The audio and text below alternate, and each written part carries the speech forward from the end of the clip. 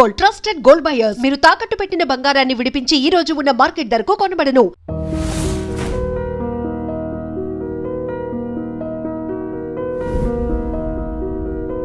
నేను ఆయన మీద దీంతోనే సరే ఈయన కూడా పిలిచి టికెట్ ఇచ్చారనుకోండి, నువ్వు పోటీ చేయాలన్నారు. ఓకే, మొన్న టికెట్ ఇవ్వలేదండి నాకు.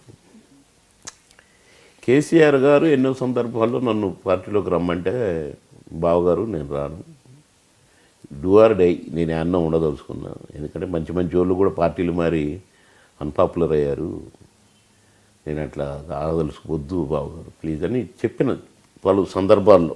ఆయన కూడా నన్ను డిస్టర్బ్ చేయలేదు. 1-2 సార్లు నేను ఇంటికి వస్తున్నా అన్నారు కేసీఆర్ గారు.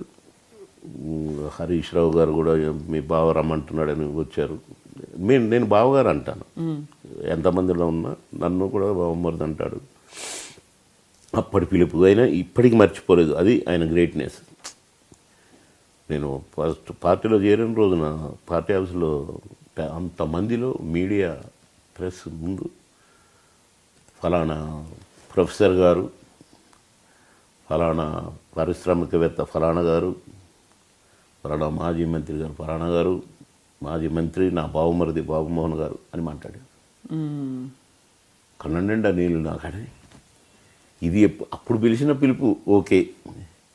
ఇప్పటికి కూడా ఇప్పుడేమో పని, అప్పుడంటే అన్నాడు బాబుమరిది అని అనుకున్నాను. టికెట్ ఇవ్వకపోయేసరికి నాకు ఫోన్, అప్పటికి 10 days అయిపోయింది. ఇక నేను ఏ పాలిటిక్స్ వద్దు, హాయిగా సినిమాల్లో టీవీ సీరియల్ చేసుకున్న బతకొచ్చు నేను మంచిగా ప్రజలకు దగ్గర. ఎందుకో నా మంచికే ఈయన టికెట్ వేయలేదు, మంచి పని అయింది అనుకున్నాను నేను ఎట్టుపోలేదు. ఇక ఇంట్లోనే ఉన్నా. ఫోన్ కేసీఆర్ గారు మాట్లాడతారు, గుండె గడగడ గడగడ కొట్టుకుంటుంది. ఇక అంటే చానాల తర్వాత మాట్లాడుతున్నాను, ఏమంటాడు అసలు ఎందుకు వచ్చింది ఈ ఫోను. సరే అని హలో అని పెట్టుకున్నాను. ఏం బామ్మరిది ఇంకా బుద్ధి రాలేదా, నిన్ను మోసం చేస్తాడని తెలుసు నాకు, నా ఇంటి తలుపు ఎప్పుడు తెరిసే ఉంటాయి, రా అన్నాడు. రేపు వస్తా బావా, నీ ఇష్టం బామ్మరిది అని పెట్టేసి పొద్దున్నే బాగానే టికెట్ ఇచ్చాడు. పోటీ చేయిపో అన్నాడు. వేసాను. 15 రోజులు ఒక్క చిటికేసుకుంటూ తిరిగాను, గెలిచాను, వచ్చాను. సో నేను పార్టీలు మారవలేదండి. టికెట్ ఇవ్వలేదు కనుక, టికెట్ ఇచ్చి పోటీ చేయమన్నాడు కనుక ఒక అవకాశం ఇచ్చి చూద్దామని. అవకాశం కాదు, మీకు ఒక అవకాశం ఇచ్చుకుని పాలిటిక్స్లోకి తెచ్చింది నేను. ఇప్పుడు నువ్వు ఎటుగాని పరిస్థితి అయిపోయింది, అంతే కదండి. సినిమాలు మానేశాను. సినిమాలు ఇప్పుడు నేను ఇక్కడ రాజీనామా చేశాను అనగానే వస్తాయా, రావు. నేను ఇప్పుడు ఏం చేసి బతకాలనే దాంట్లో పడిపోయానండి. ఇప్పుడు నా లైఫ్ ఏంటండి.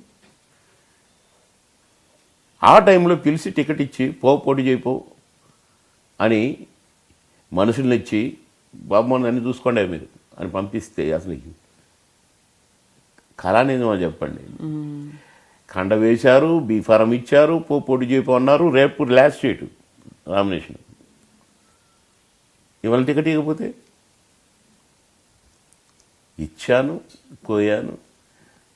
సరే, ప్రజలకు నా మీద ఉన్న అభిమానం గెలిపించింది, వచ్చిన. అంతేకాని నేను ఏదో పదవుల కోసం పార్టీలు మారి కాదండి. ఆ ప్రేమను చూశాను, ఈ ప్రేమను చూశాను. అందరూ మారారు, నేను మారకుంటున్నాను. ఇతను ఎవడు మాట వెదవల మాట విని నాకు టికెట్ ఇవ్వలేదు. ఒక అతనికి ఎంపీ టికెట్ ఇచ్చిండండి, వాడు 10 కోట్లు పెట్టుకుంటున్నాడు. వాడు చెప్పిన వాళ్ళకి టికెట్లు ఇచ్చి బాబుమోహన్కి వద్దు ఇవ్వద్దు అని వాడు చెప్తే నాకు ఈయన వేయలే. ఈయన క్యాండిడేట్ని పెట్టిండు, డిపాజిటే రాలే వాడికి. ఎంపీ క్యాండిడేట్ కూడా డిపాజిట్ రాలే. డిపాజిట్ ఎందుకు రాదండి? 7 కాన్స్టిట్యున్సీలు ఉంటాయి కదా ఎంపీకి. నా పవర్, నాకు జరిగిన అన్యాయం అంత పనిచేసింది. బాబుమోహన్కి టికెట్ ఇవ్వా అన్నట్టు అయిపోయింది. నిజం. మరి ఎంపీకి 7 నియోజకవర్గం, ఇప్పుడు నా నియోజకవర్గంలో రాలేదండి, మిగతా నియోజకవర్గంలో రావాలిగా. 6 ఉన్నాయి కదా ఇంకా. నేను ఎక్కడ మళ్ళా ఇప్పుడు మాట్లాడుతున్నాను. అవును, ఈ మధ్య అసలు ఎక్కడ మీరు, నేను ఎక్కడ ఒక్క మాట నాకు టికెట్ ఇవ్వలేదని కానీ, నాకు ద్రోహం జరిగిందని కానీ అన్యాయం జరిగిందని కానీ సినిమా ఫీల్డ్ని వదిలేసుకోవాల్సి వచ్చింది ఈయన గురించి అని కానీ నేను ఎక్కడ అనలేదండి. టాపిక్ వచ్చింది కాబట్టి మీరు ఎందుకంటే 2-3 సార్లు రిపీట్ చేశారు.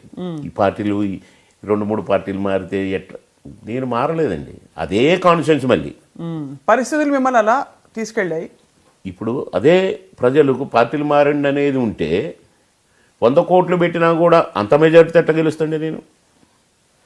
నాకెవరు లేరు, నాకు ఓటరే మిగిలిండు.